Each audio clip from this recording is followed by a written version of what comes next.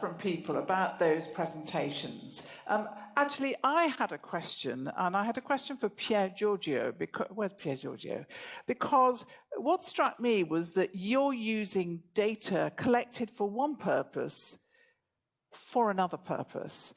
And actually, first of all, have we not given enough attention to that? Repurposing data. I mean, I think of repurposing medicines. We can repurpose data in many different ways, but is there enough attention being paid to that? And have we got good enough mathematical models to be able to interrogate the sets of data in the way that we would like to? Yeah, that is really the big problem of also my project, let's say, because yeah, Google Popular Time is something that is just for someone that has to go to the restaurant, let's say, and has to see how many people there are there before him.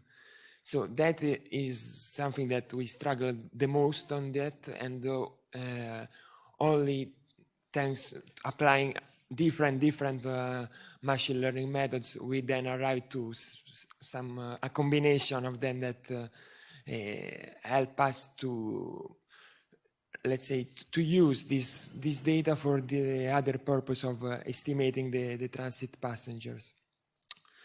I think that is something that in these days we are able to obtain, but is only if is something that we have to work on it a lot to obtain such results. So it's only thanks to machine learning techniques. If not, just looking at the data would be very, very difficult.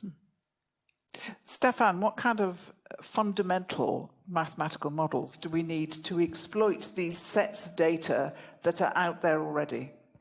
Well, I actually don't know, but I think what the question that I'm asking myself, listening to all these talks, what would be the fundamental building blocks that we would actually need in order to be able to upgrade models that we know, for example, from a hydrogeological point of view in the presentation that we had before, or for green finance, there are models of finance. How can we develop models that are adaptable as data is becoming available? Because usually what happens in the talks that we saw until now is that we have models that mathematicians have written or physicists, but those models are as good as the data that we measure proves them useful. And it happens that we may have preconceived ideas about a certain model, about a vision of the world, and it may be that the data we acquire challenges this vision and needs to update the model that we have at the beginning. And I think this is what Professor Cillian was alluding to at the beginning also when talking about sparse data. So I think maybe this is an undercurrent theme that is, emerging, that we need to address, I think. Other questions about specific presentations, or and I want to go to actually some of our guests. And I'm looking at you, madam. Hello. How very nice to welcome you here today. Tell me who you are and what you thought of that. Sure, I will. I'm an external visitor, not a scientist myself. I'm actually a lawyer. I work for a nutritional supplements company here in Luxembourg. We have our international headquarters here. We operate in 42 countries on 5 continents. So I have to say I'm highly impressed by all the topics today I've heard. I learned a lot already just in this short space of time, because the topics that were covered, in particular the last one, really made me think, because from a corporate perspective, you really try to do the most to invest in sustainability, to invest in the environment. You look at all the great projects, just plant trees. Everybody says plant a tree. And especially in the last presentation really made me think, because you don't consider while you think you do something for the environment and reduce the carbon footprint, that you could actually cause damage at the same time by investing in the wrong project, investing in the wrong species of trees. So this is really something that, needs to be heard and needs to be considered. So from that perspective, thank you very much at this point in time already. And I'm going to ask somebody else. I'm going to come to you, James, because you've heard all these presentations. What was your take? Well, yeah, exactly, actually, same. What I want to say today already she mentioned. And then here I want to give you one message. Now, when you are struggling with to play with the data, don't lock yourself in the data what you have. It will never perform best. It will never perform the best modeling. You have to produce virtual data. All right? So that means it's something you cannot get the data, and then you have to think how you can get the data through is there any kind of the influence mapping of the data which is given to you. That is a very important deal. Then I think so you can perform, you can make a very classified, solid modeling. Yeah. And then also the last one, the thing regarding these three, it's like a really ecology, which is like a human related. Sorry, the one last word. When I meet the clients wants, okay, show me that I want to smart AI-based system. So I bought this machine, I bring these sensors, so I try to get the more high accuracy. But when I look at that, then I'm surely, from my experience, I'm telling you that if you have a more sensor, your accuracy will be lower, because each sensor is from the same product line, but once it works in each different environment, it changes. So we do the lot of job of the automatic calibration for this sensor. So here I'm telling you, when you are understanding of the ecology, you might need only one sensor instead of the full, like the line. I mean, only one sensor can perform the replace of the 100 sensors. So that always you have to think how to play with the data. Absolutely fascinating. Anybody want to come back on that? I'm going to come to you because you've got a smile on your face, and it's you. What did you think about that? Just one sensor, not 100 sensors. How do you cope with that data?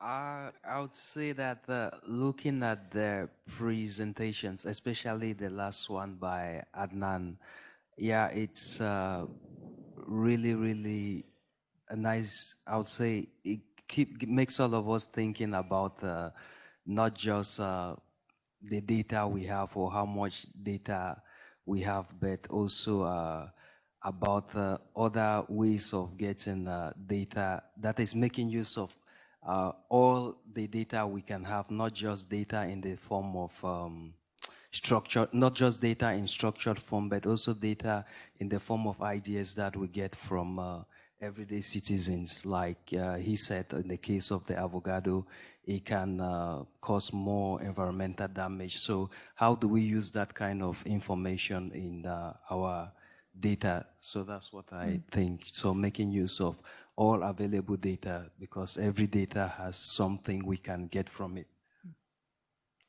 But there's a big job to be done in persuading companies who have huge amounts of data, which they think is fantastic and immensely valuable and useful, but actually it's probably not nearly as useful as they think it is. Stefan, your response to James, which I thought was very interesting.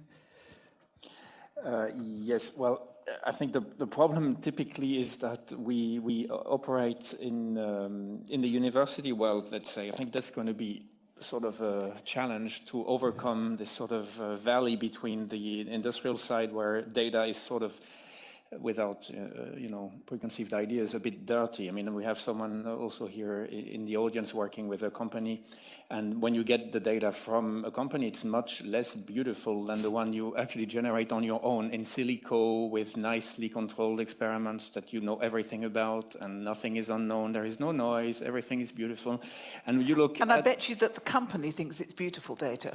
Probably, because as everything in life, it's all relative. So, but and when you generate something, I guess you think that it's the best thing since sliced bread. So, it's all nice. But I think that's a big problem, because usually when we do have algorithms that work, are published in the best journals, then we go and work with industry.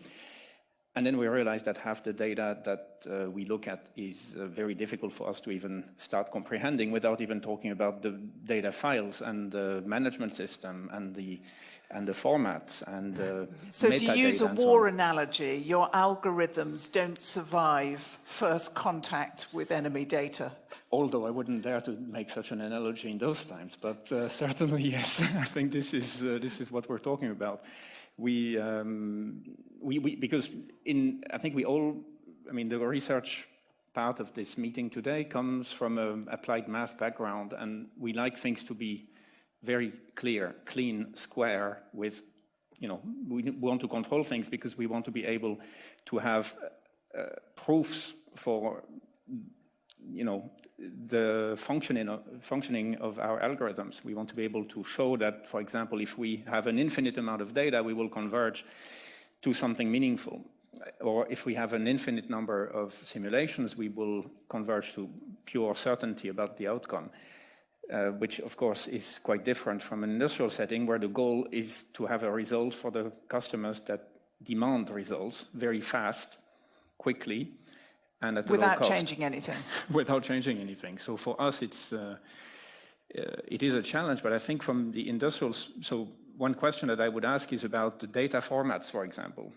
Wouldn't it be nice, especially when we talk about digital twins, to have perhaps some sort of middleware or metadata format that would be common, that we could use to exchange ideas throughout. And maybe this is it's a difficult topic, because just in CAD, which is a topic which is very much used in industrial practice, there are already 100 different formats, and there are companies focusing on converting from one format to another, and that's the only thing they do. So I guess now that we have a lot of data coming from very huge variety of backgrounds, we need to figure that out. But perhaps a way would be to do that at a small scale, meaning Luxembourg scale, and to use Luxembourg as a test bed for something bigger, because it is quite a reduced place in terms of size, where we can maybe control things. So it could perhaps be some sort of experimental platform for Europe to test new ideas, because things are quite controlled. The boundary conditions are well specified. Germany on one side, France on the other.